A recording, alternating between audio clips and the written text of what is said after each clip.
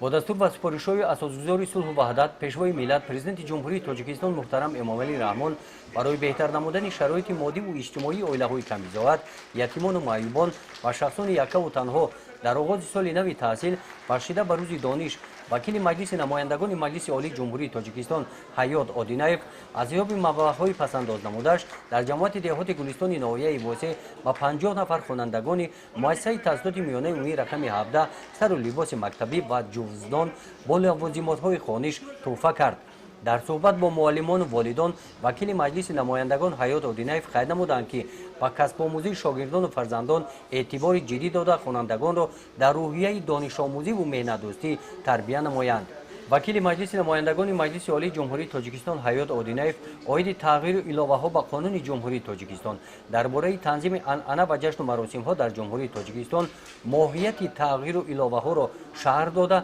تاکید نمودند که هنگام گذراندن جشن و معرکه‌ها به زیاده‌روی راه ندهند، مبلغ‌های پس‌انداز نموده را در تعلیم و تربیت فرزندان صرف نمایند.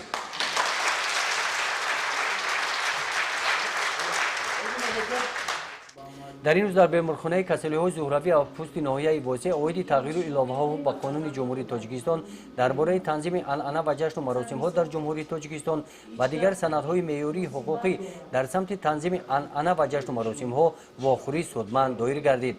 طبیبان این مؤسسه ابراز نمودند که این قانون برای حمایت منفعت‌های اهالی روانه گردیده است.